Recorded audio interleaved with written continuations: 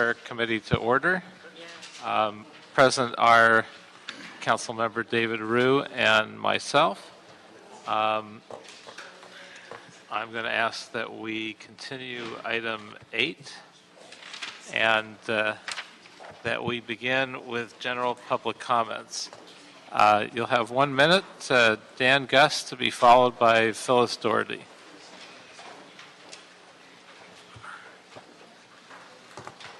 Council members, you have a bunch of animal issues on the agenda today, but I'm concerned that city officials are themselves in violation of various humane laws in the city.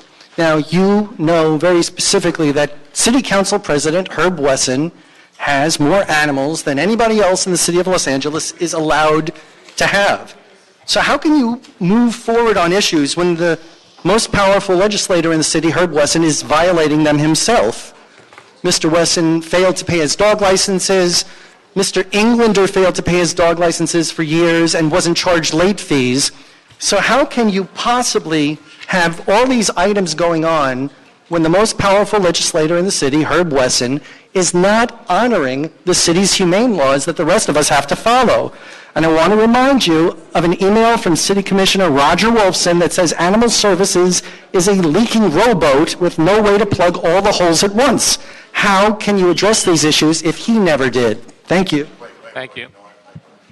Ms. Doherty?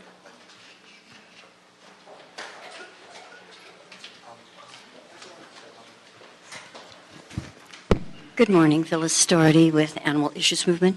A few months ago, you were very, very concerned in the heat of the summer about the animals in the animal control trucks, and there was supposed to be a report back on how soon these would be replaced. You were told that state-of-the-art trucks were being ordered. This is the state-of-the-art truck.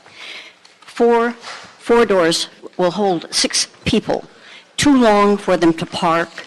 Less areas for animals, not venting, only fans in the back. This was obviously not ordered for the animal control officers. These 2 vehicles that they got, which do not work, were ordered for the SMART team because they're the only ones that take out for 4 or 5 people at a time. Here's a picture of one of your SMART team members. It's called Chunkin' the Deuce. That's not a peace sign on an animal control vehicle. That's how disrespectful. So rather than getting good trucks for our animal control officers, they spent money on these things that can't be used unless you're hauling livestock. Thank you. Do you have copies for us of those? Okay, thank you. All right, seeing no other public comment cards, general public comment is closed. Do we have our nominee under item number 1 present? Yes, there we go.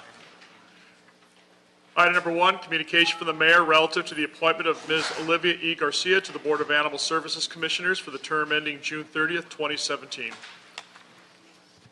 Welcome. Thank you. You should take a moment and tell us a little bit about yourself and your background.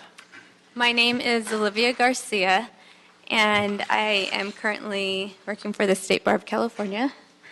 I became interested in animal advocacy approximately about 8 years ago. I used to drive from Southgate, California, Downey area into downtown for work, and I would see lots of issues when it came to the animals. I saw a lot of them, running around, and it seemed to be an issue, like a problem, and it would bother me. So I thought, there's something that has to be done about this. There has to be somewhere where we can move towards the city of Los Angeles becoming a no-kill city. And so that's what got me started on this road, and I began to reach out and to volunteer with different animal advocacy groups. And so this is what has led me to wanting to serve on the Animal Services Board. Thank you. Only question I have is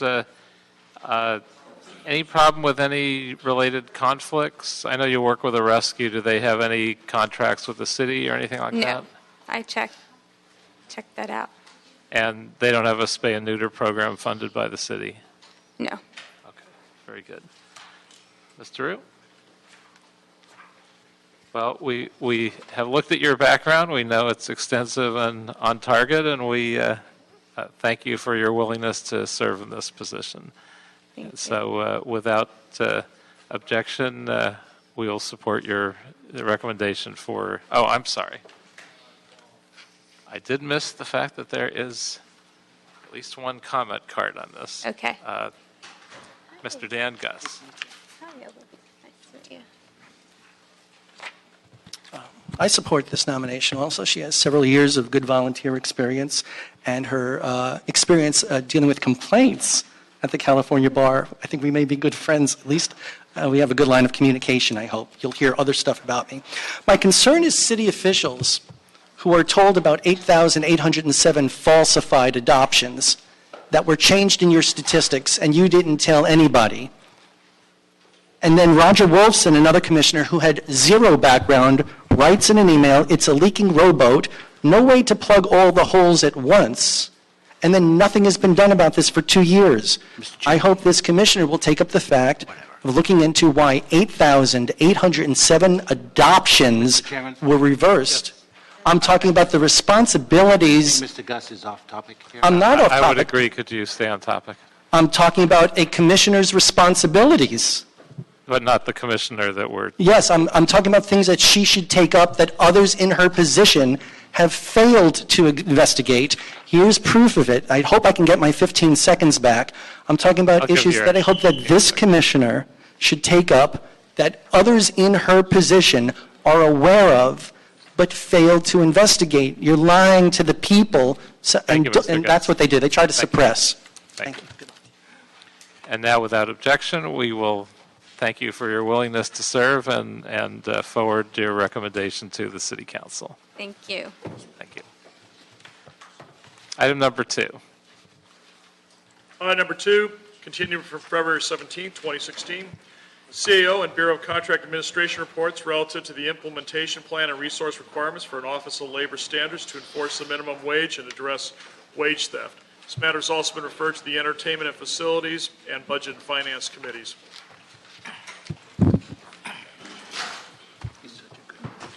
Welcome. Good morning. Good morning.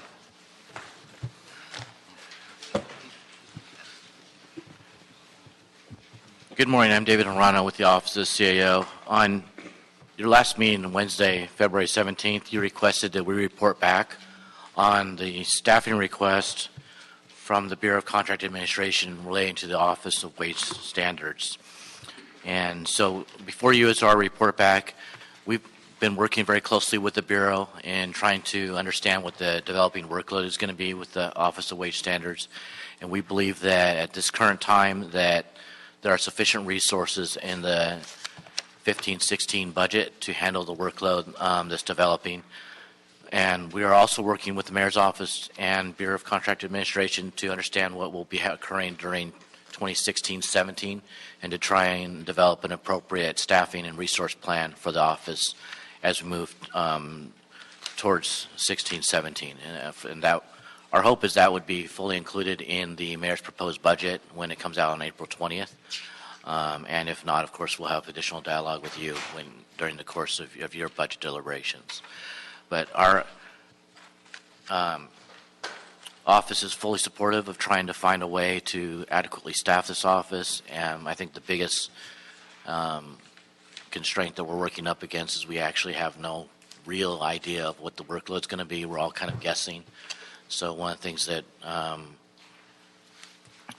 that we're kind of planning for is trying to be flexible and kind of go with whatever the workload is that develops. So I think the Bureau put forth a request that included resources in future fiscal years. We believe those are, while they may be valid because the workload hasn't developed yet, they're premature, and we would like to try and address the Bureau's resources through the budget process each year as we can. Of course, if workload develops mid-year that needs attention, we will bring that to your attention as quickly as possible. So are there any questions for us? Yes, certainly. So what's this current status of the city's Office of Labor Standards? Have the positions been filled? Where do we stand? What's it doing right now? There are 5 positions that have been authorized by the council in the 15-16 budget. My understanding it's a contract compliance program manager and 4 management analyst 2s. My understanding is the management analyst jobs have been filled, but the contract compliance manager is in the process of being filled as a senior management analyst 2. They recently got a sub-authority for senior management analyst 2, and so that would fulfill the complement for this year. I'm looking around, I don't see him. Is John Raymer here? He's right here with me. Oh.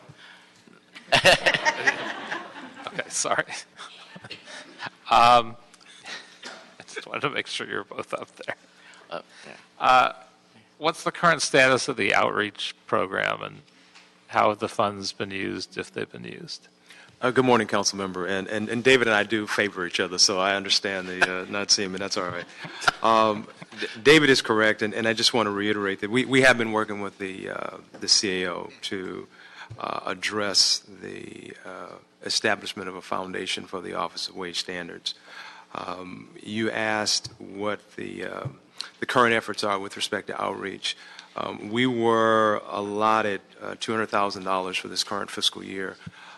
We began this week releasing advertisements in many newspapers, trade journals, letting both the employers and the employees of the city know that the wage increase on July 1st is going to be taking place, and we will be doing that at least 3 times at a minimum before the wage increase takes effect.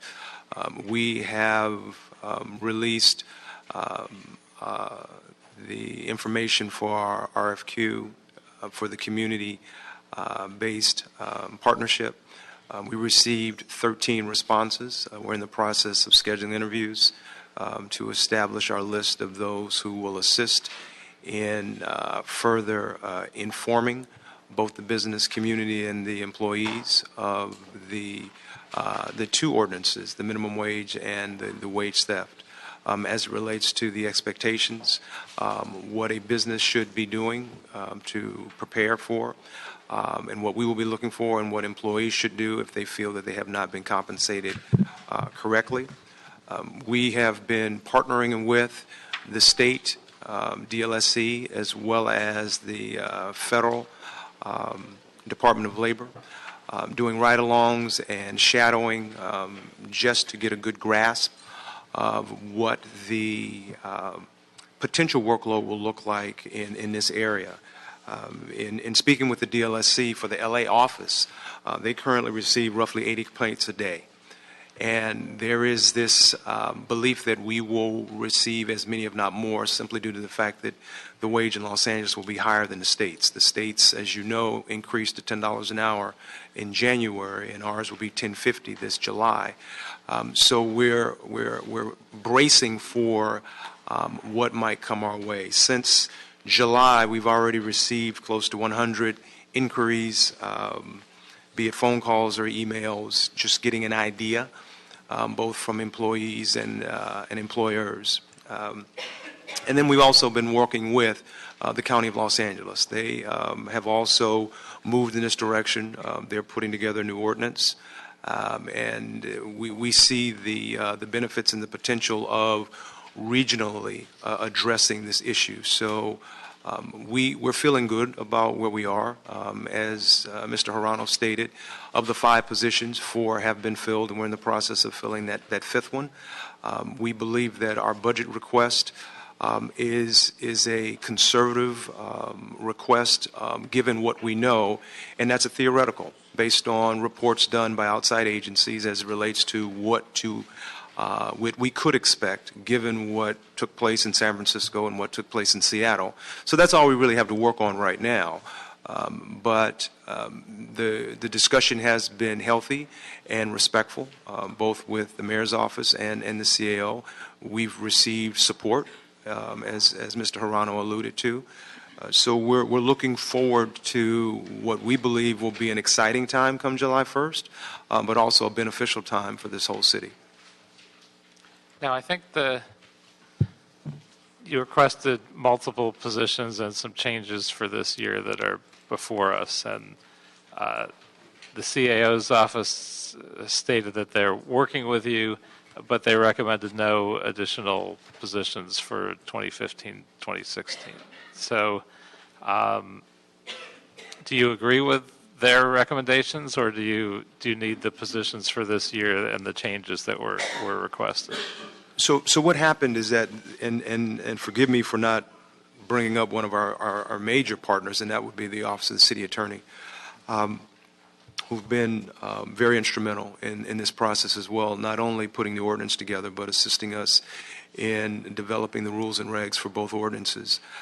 The report, the implementation report that we submitted, it gave an overview, breaking the office down into the various sections, the information outreach, the intake, investigation, and ultimately the implementation of the ordinance itself. What we asked for was a reallocation in the sense of moving the contract compliance program manager 1 to a senior MA2, and we had reasons for that, and we were able to get that handled outside of this process. So even though that was part of our original request when we were before you and it was held over last time, that since has been taken care of.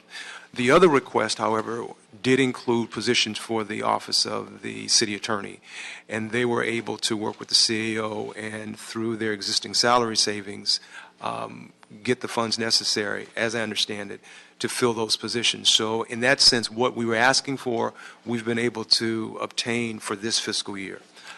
So we're feeling pretty good right now about where we are. But that does not remove the fact that, yes, we believe there is urgency in ensuring that what we submitted in our budget request, we get those positions. We asked for 17 for the upcoming fiscal year. Again, we believe it's a conservative request, and that we'll need all of them. And the 32 that you requested over a several-year period, I'd have to ask the city attorney, can we legally pass that as opposed to working through the budget process and including them year by year? I think it has to work its way through the budget process. I think you can advocate it, but it doesn't happen as actually creating the positions without approval within the mayor's budget. Right. So as much as I support that and will be pushing for those year to year, I don't think legally it makes sense for us to vote for 32 positions beyond this budget year. But certainly happy to make sure that your requests for this year, if there are pieces that are not fulfilled, that those all happen. Comments? Mr. Rue? Thank you. We've had extensive discussions at the Entertainment and Facilities Committee, where I asked a lot of the questions. But I just wanted to ask one more time for the one of the facets of the enforcement program that has been brought up by the advocates and the community groups is the importance of having a budget available to contract with the community-based organizations that can source wages, that could reach out to the communities that government representatives would not be able to reach. So how does BCA plan to engage and support the community-based organizations in the wage theft enforcement process to ensure that all communities are reached? As I alluded to earlier, we did release our RFQ and received proposals, 13 of which the CAO was effective in helping us transfer an additional $250,000 for this current fiscal year over into our budget. That if all goes well, and we're believing it will, we will be able to establish that list this current fiscal year and begin utilizing those who responded. Going into the 16-17 fiscal year, we've asked for $1.2 million. That will be both for the community outreach and advertisement, any technical related issues that we need to fund the contracts with respect to the community-based groups. and whatever we would need for outreach and advertisements to communicate. Again, we believe that the most important part of this program will be to educate, and inform. We want all of the city to know that we have a new wage. We're believing that the businesses want to do what's right, so we want to make sure that they know what's right so they can do what's right, and we can't do that if we can't get that message to them. So from the largest to the smallest, that's our goal and effort, and we believe those contracts with the community-based groups, that will help us greatly. So that 1.2, it's basically $1 million a year for community outreach and $200,000 for advertisement and Yes. PR. And the 250 you're talking about is in addition to the 200,000. It is. So for the remainder of this year, we have about 450 to work. Yes. In the outgoing years, if it turns out that we need additional outreach, would you guys be coming back to us, or how would the process be? We will. We've had that discussion with the CAO, and we all agree. I certainly get that. Again, we're going into a new area, and many people that have spent a number of years have really looked into this, and we have other entities, other agencies that have done this. So we have a fairly good idea of what we can expect. The community partners they've had their fingers on the pulse. And again, our partnering efforts with the state and the federal government, we recognize that unfortunately, there is a huge problem in Los Angeles as it relates to wage theft. Mm-hmm. And so everyone understands that if we make the call, it's because we need, and we've received nothing but thumbs up saying, if you need it, come to us and we're going to help you get it through. And an example of that would be the 250 that happened this current budget fiscal year, where we needed the money and we were allowed to get it. And will it be a dual track when it comes to outreach? Is the city also doing it as well, or is it just community? It's a partnership. We will take the lead. We want to make sure that the face that the businesses see will be the city's face, and that the community-based groups will be assisting and supplementing that effort. We have a similar approach in our prevailing wage enforcement, where we have what's referred to as a joint labor compliance monitoring program, where industry experts assist us in our efforts to ensure prevailing wages are paid to the employees. We, the city, we have the face, we deal with the contractors, but the community-based or the industry experts, they supplement, they're able to go out and do interviews and have the discussions. So it has turned out to be a great partnership, and we believe it'll happen the same way here. One last question.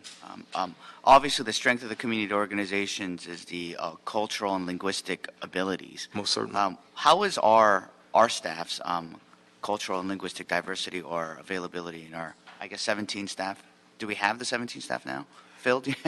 No, we don't. We've been. I feel sorry for Peter because he always gets robbed and Paul gets paid. We've been taking utilizing staff from within our prevailing wage group, our living wage group. We even attempted to translate into several languages our rules and regs, because we recognize how important it is to communicate, and we don't want the language barrier to get in the way of that. That's part of what made up our RFQ for the community-based groups. We want to partner with those groups that can bring to the table those linguistic skills to help make sure that we get the message out in a clear, clean, crisp way, so that no one will not hear it the way it should be heard. Okay. Well, like Councilman Marquis Harris-Dawson, I come from a nonprofit background, so I would really hope that we look at the other cities' models and really highly collaborate with the community-based organizations. Yes, thank you. We agree. Mr. Harris-Dawson, anything to add? All right, we have a number of speakers from the community. You'll have 1 minute each, beginning with John Howland, followed by Lucero Herrera, if I have that right. Good morning. Excuse me. Good morning. I'm John Howland with the Central City Association. I've been before this committee and others several times to testify on this motion. We're supportive of it. We believe wage theft is a problem, not only for the workforce, but also for employers who follow the rules and want to do the right thing. And we want to make sure that the bad actors are held accountable. But we would like to see a more vigorous educational campaign for businesses so that they know about this change coming on July 1. The workforce should most definitely know their rights, but employers must be educated about their responsibilities as well. 3 ads in various newspapers. Print media is a difficult form these days. I realize that there are cost constraints, but there should be other ways of reaching out to businesses, both small businesses throughout the community as well as businesses that are based outside of the city. And I believe that the ordinance had an issue about posting the new regulations, so these should be mailings that go out to all business owners to explain what their responsibilities are to make sure that this is done properly. Thank you. And I would agree with that, and I'd also point out that efforts at the state level were strongly opposed by state business organizations, so we should express our appreciation for the fact that here in LA, our key business groups are all supportive of actually following the law, and we hope you'll help us get the word out as well, but I think you make a good point that it's very important that we make an adequate effort to get the word out to our city's businesses. Thank you. We appreciate the recognition and look forward to working with the city. In fact, we've met with Mr. Reamer and will continue to do so to help him out. Thank you. Thank you. Welcome. Good morning. My name is Lucero Herrera, and I'm a researcher at the UCLA Labor Center. Every year, we estimate that wage theft robs the state and local government of between $103 and $153 million in lost sales tax revenue. Up to $25.5 million are lost to Los Angeles County and City alone. This doesn't even take into account other lost taxes, including unemployment, disability, or income taxes, or the cost the public bears when victims of wage theft receive public benefits to make ends meet. This council voted last year to create a wage enforcement office that builds on the successes of other cities like San Francisco and Seattle. We're 3 times larger than those cities. To keep pace, we estimate that we need about 25 investigators and $1.5 million in community contracts to reach out to hard-to-reach populations. In light of this, the BCS budget of $4.2 million is conservative and pennies compared to the size of the problem, and less than 1/4 of the tax revenue the city stands to gain. It is critical to fund this office in this year. Thank you. Thank you. Santiago Aguilar, followed by Maria Linares Avina and John Trang.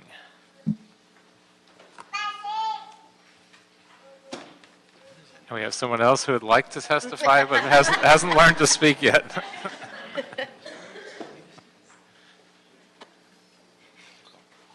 But I'm sure she's in support as well. I will be translating. Okay. Buenos días. Mi nombre es Santiago Aguilar. Good morning. My name is Santiago Aguilar. Soy un chofer de camión. I am a truck driver para los puertos de Los Ángeles. Here in the ports of LA, in Long Beach. He trabajado por 16 años en estos lugares. I've worked for 16 years here.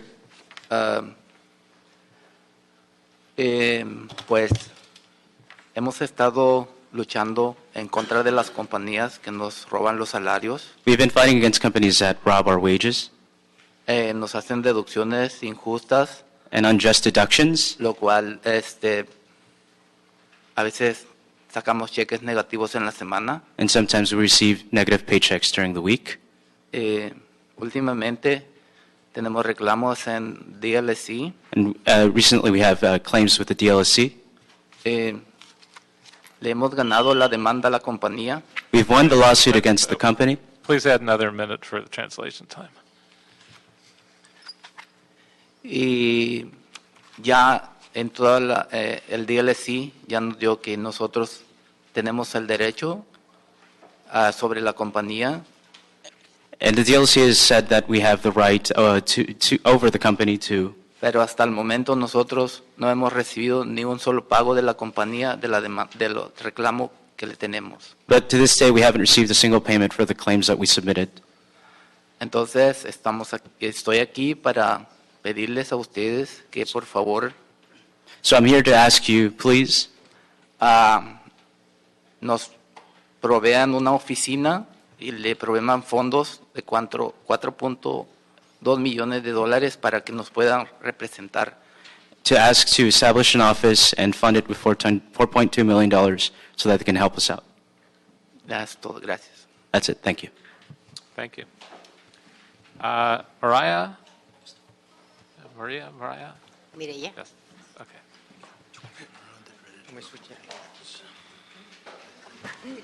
Hello, good morning. I'll be translating for Mireya.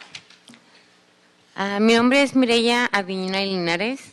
My name is Mireya Viña Linares. He estado trabajando como limpiadora de cabina de avión en el LAX por 9 años. I have been working as a cabin cleaner at LAX for 9 years.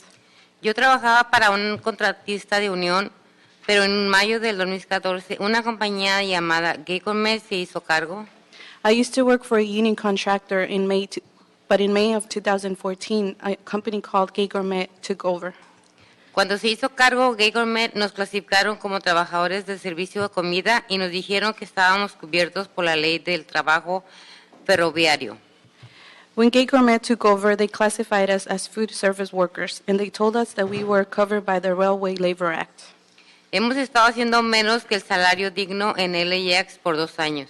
We have been making less than the living wage at LAX for 2 years. La NLRB finalmente tomó jurisdicción y ganamos nuestro derecho a ser representados por SEIU USWW en una elección el 10 de marzo del 2016. The LNRB finally took jurisdiction, and we won our election to be represented by SEIU USWW on March 10, 2016. La votación fue de 136 sí a 0 no. The vote was 136 yes to 0 no's. Pero nuestra lucha no ha terminado. Mis compañeros de trabajo y yo vamos a seguir luchando por los salarios que nos fueron robados. But our fight is not over. My coworkers and I are going to seek enforcement for the wages that were stolen from us. Sin la Oficina de Contratos Administrativos, mis 176 compañeros de trabajo que se enfrentarán a grandes dificultades para hacer valer nuestros derechos. Without the Bureau of Contract Administration, my 176 coworkers and I will face great difficulty enforcing our rights. El BCA necesita ser financiado adecuadamente porque para los miles de trabajadores en Los Ángeles que son víctimas de robo de salarios es la opción más eficaz para la ejecución. The BCA needs to be properly funded because for the thousands of workers in Los Angeles who are victims of wage theft is the most effective options for enforcement. Thank you. I'll have Gracias. to ask you to wrap up. Okay. Thank you. Thank you. John Trang, to Good be mo- followed by Liz Ben Ashai. Good morning, everyone. My name is John Trang. I'm a staff attorney at Asian Americans Advancing Justice. That's the country's largest legal service agency dedicated to the rights of Asian Americans. Over the years, I've assisted hundreds of Asian immigrant workers navigate the state and federal court system as well as administrative proceedings. I've noticed 3 barriers that Asian immigrant workers face in vindicating their workplace rights. First, language barriers, a limited English proficiency. Second, lack of knowledge of the law. And third, a lack of trust or even fear of the government. Making matters worse, there are very few organizations in the area capable of breaking down these barriers, which underscores the important role that this new Office of Wage Standards can and should play to protect the rights of Asian immigrant workers. Therefore, I implore the city to fully support and fund the Office of Wage Standards. Thank you. Thank you. Welcome. Good morning. My name is Liz Benishai. I'm a senior policy analyst at the Center for Law and Social Policy, a national organization that works on labor standards enforcement issues, among others. I urge you to recommend the original BCA proposal of $4.2 million in funding to enforce LA's minimum wage and wage theft laws. As you consider this funding proposal, please pay attention to the likely passage of citywide ban the box and paid sick days laws in the coming weeks or months. In other jurisdictions, such as San Francisco and Seattle, there is one labor standards agency that enforces all 3 laws, wage, sick, and ban the box. BCA would likely need to enforce all 3 in Los Angeles. With proper funding up front, the agency can take an efficient approach to enforcing a full slate of city labor standards. When an employer violates one law, it is likely in violation of others. Other city agencies consolidate enforcement by verifying compliance with multiple labor standards at each investigation. BCA should take this approach and should receive the funding it needs to succeed for workers and the city. Could everyone who supports the Labor Standards Agency please stand up? Thank you. Thank you. Rosemary Jenkins, and you're our last speaker on this item.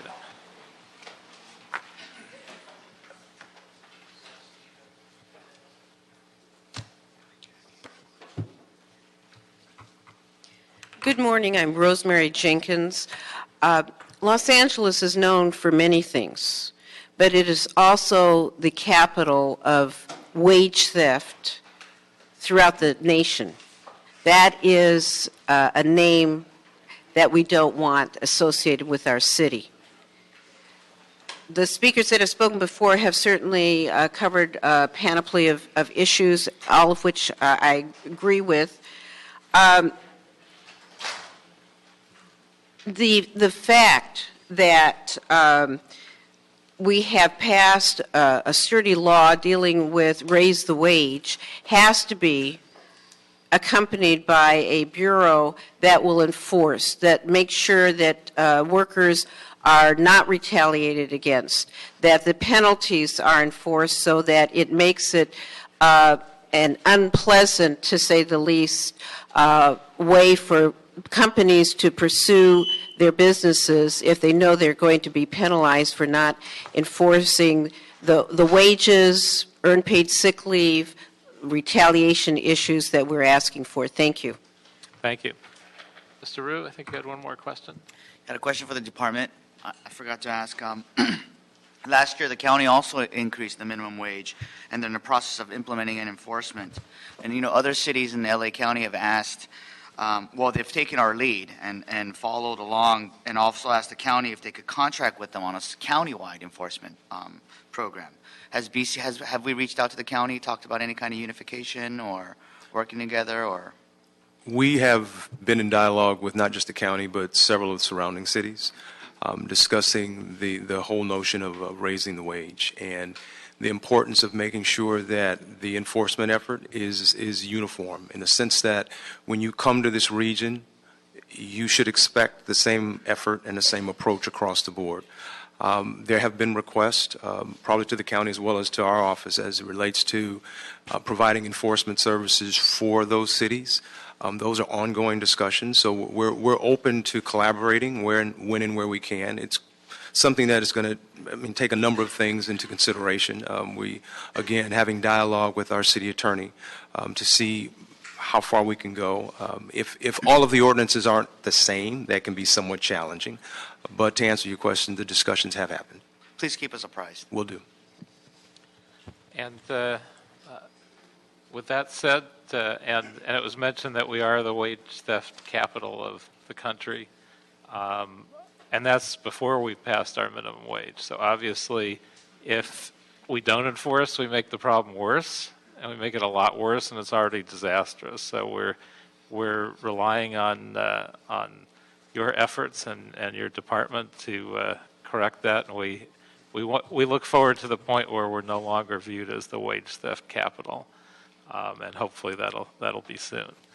I'm going to make a motion, and Mr. Reamer, if there's anything missing, you can let us know. I'm going to move that the council instruct the Bureau of Contract Administration, the city attorney, and the CAO to continue to work together to assess the resource requirements of the Office of Wage Standards for implementation of the citywide minimum wage. That's A. B, we concur with the Bureau's proposal to implement the minimum wage through a thoughtful, incremental approach that will respond to workload as it materializes, and through the use of city staff, contractors, community-based organizations, and existing mailing processes of all city departments to conduct outreach. C, change the name of the Wage Enforcement Division to the Office of Wage Standards. D, instruct the Bureau of Contract Administration to consult with relevant stakeholders regarding the implementation process. E, note and file the Bureau of Contract Administration's reports. And F, the Entertainment and Facilities Committee recommended the creation of an advisory panel with the approval of the recommendations noted above. we'd like to approve the following language to create the advisory panel. Request that the Bureau of Contract Administration create an advisory council to discuss wage theft enforcement and implementation, and add CD5 as a member of the advisory council. Anything that we missed for this year? No. Great. Well, if there's no objection, that will be the order, and we will pass this along to the council. Thank you. Thank you. Item number 3. Item 3, CAO report relative to establishing 2 additional position authorities in the Personnel Department to provide staff support for the establishment and implementation of a citywide flex benefits wellness program.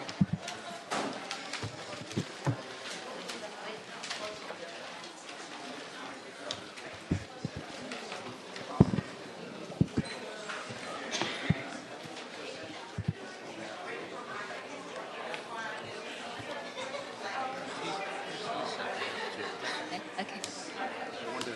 Speak. Go ahead aloud. Okay. You can go ahead.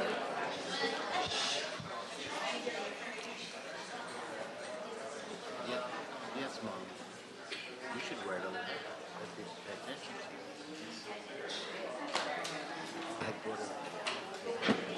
I don't know if Ms. Parisi is with us, but if Cheryl Parisi is in the room, she could come up and join us as well.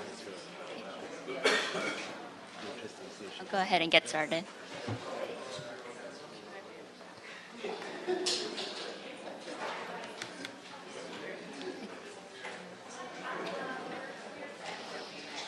You want me to go shoo them out?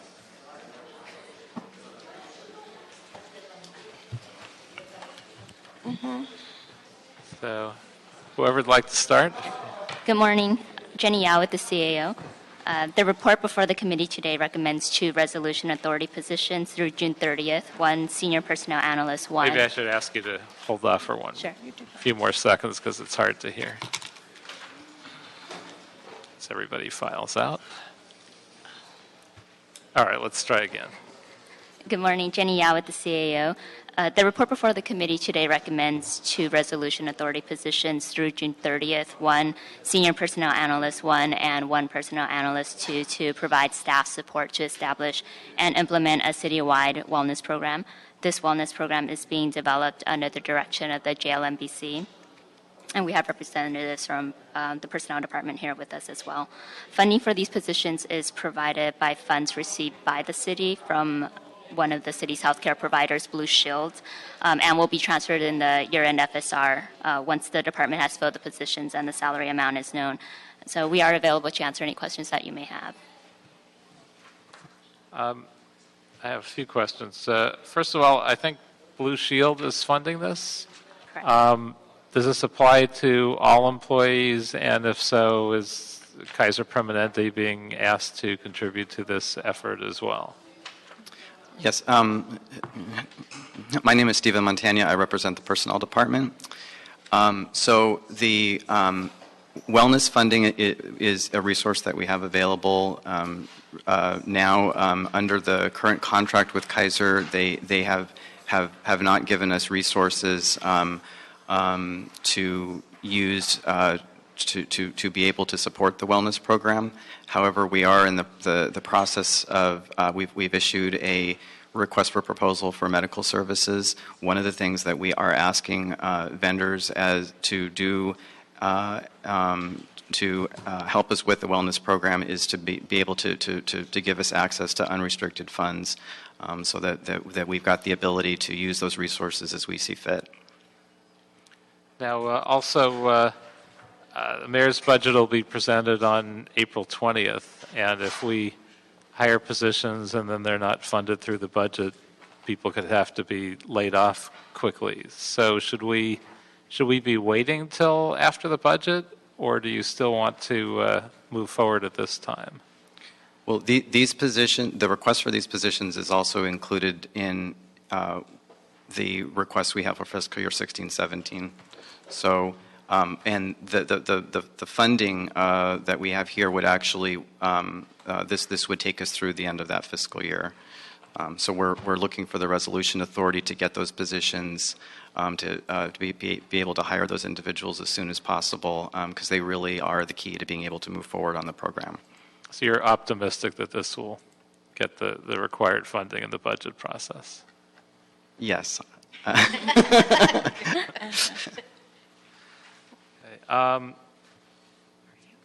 I wonder if the Personnel Department could explain the status of the new wellness program.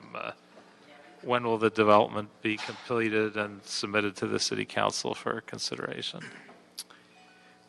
The plan, the implementation plan that we have for the wellness program really is looking at this calendar year as the year that we would build the infrastructure for the program. So we have a number of concepts that have been approved by the JLMBC that really go towards laying down that infrastructure. They will involve procurements. So we need to go and look for service providers to help us to implement this. But once we have those resources and along with the staffing resources, then we are really looking at being able to launch the engagement programs with the employees next calendar year. And I know some of the successful programs, I would say the most successful ones that we've looked at involve not just providing some services, but incentivizing success. Are we envisioning doing that as part of this program? Those are definitely options that can be looked at as part of the strategic planning for this. But where we feel like the emphasis needs to be placed first is being able to establish the trust of the employees. So the mission of this program really is to be able to engage the membership at a level wherever they may be at on their own individual health journey. So it's important, the way that we view it, it's important that the membership see that the interest that we have is really in helping them to be healthier, and not feeling like that there would be some type of a negative consequence if they were not to participate in the program or not to take advantage of some of the resources. Well, we've seen in the other programs that have done this, there's been a positive consequence that wasn't present until there was a financial element to it, where some of the savings went back to the participants.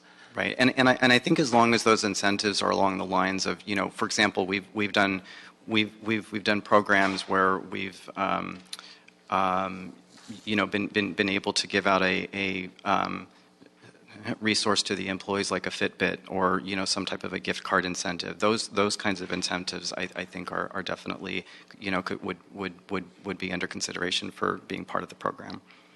And have staff and personnel been taking on the work of these two positions? Has any of their preliminary work been done, or has nothing moved forward yet? Well, what we've done is really laid out what the implementation plan is, and that's really the key. So we've identified what we want to do, what the vision of the program is, what resources we need. As I mentioned before, because we need to procure for those resources now what we need are the resources to be able to drive those processes forward. I think the other key part of what we'll be looking for from those positions is the ability to marshal the organizational commitment, and what that really involves is being able to give various advocates, whether they may come from labor, whether they may come from management, to give them the information, the resources, and to be able to coordinate those resources so that they can be advocates for the program.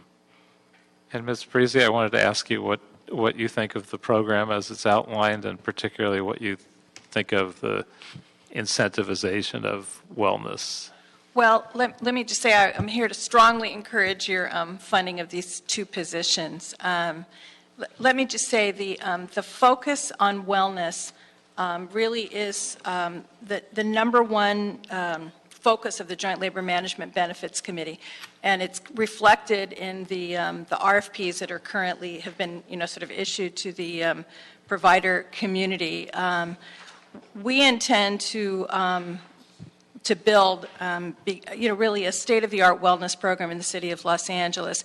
The reason being that all of the data shows that our workforce is really, experiencing a lot of kind of chronic conditions that and really a culture of wellness will be the best way to address those underlying conditions and really enhance the health of our workforce. The particular request today is just a step in that direction. We've been in a difficult position in that we've negotiated funds from the providers to fund a wellness program, but we literally have not had the staff to kind of implement the program and spend the dollars that were allocated. And so this will be a beginning. We think that based on all of the input that we will be receiving from the providers and the upcoming negotiation for Plan Year 17, we're going to be a sort of really stepping up the program in a very meaningful way to look at all of the kinds of options that you addressed so that we can really make this an extremely robust program and really an essential part of the health benefits program that's provided to city employees. Other questions? Other comments? Mr. Rue? I'm also fully in support of this program, and I am more than confident we'll be able to pass it in the next budget for a full, robust wellness program. My office has been working closely with the mayor's office, and we've got a great presentation that came before the Health, Mental Health, and Education Committee. And, this program pays for itself.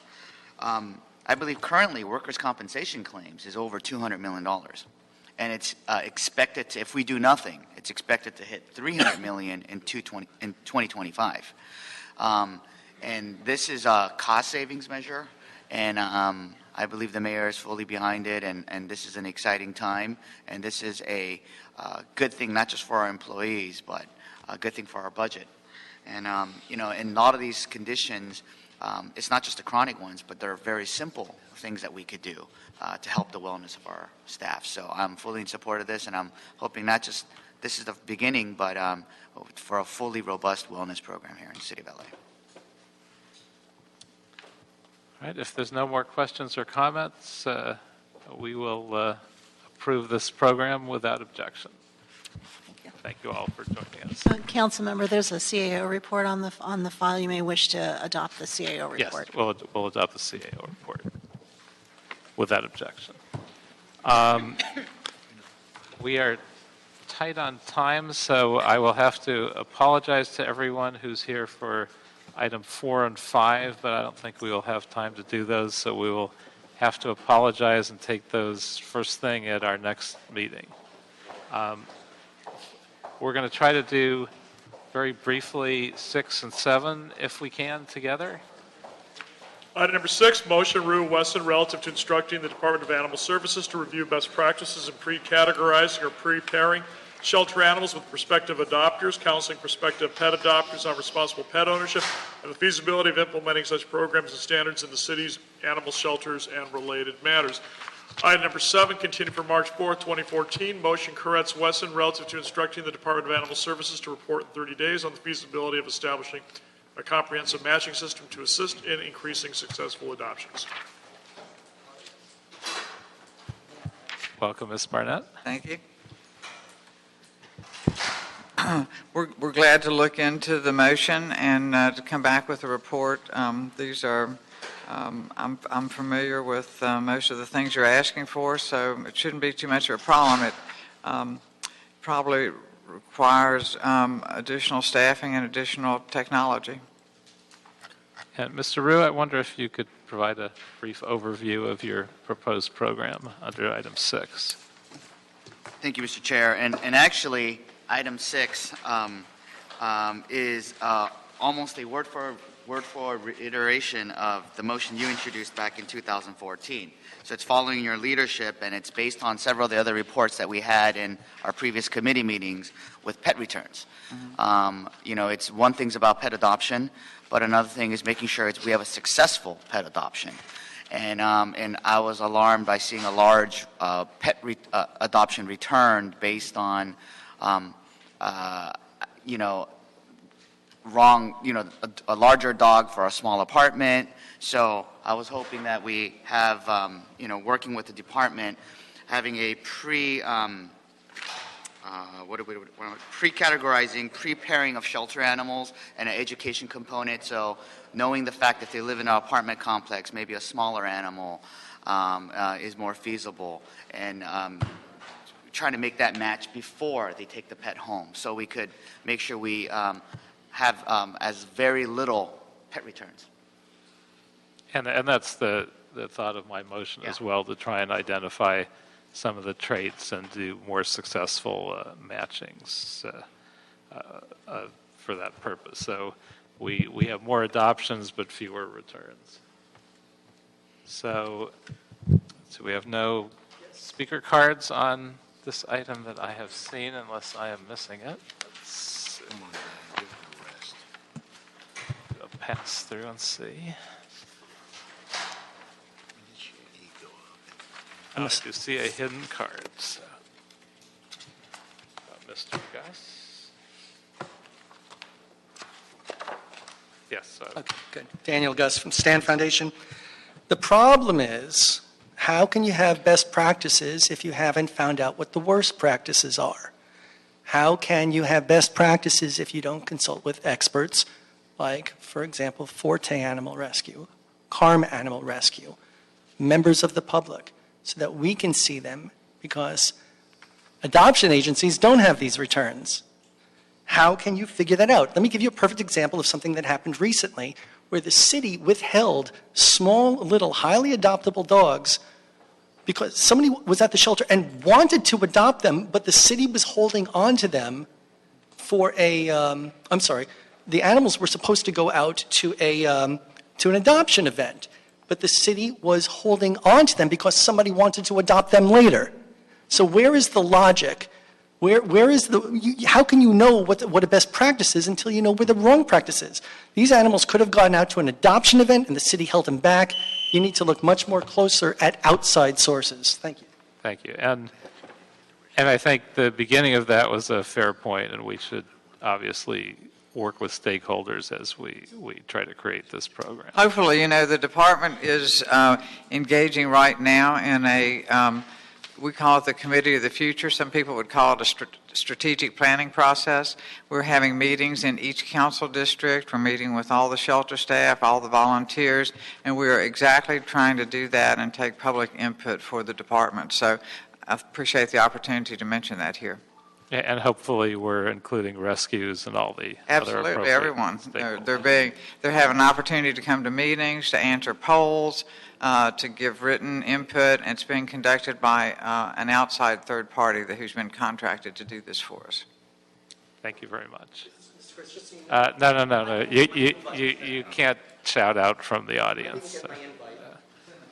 Yeah, right. If there are no other questions or comments, we will pass item 6 and item 7 without objection. And being out of time, we will adjourn, and items that have not been heard will be heard at the beginning of next meeting. Sorry about that.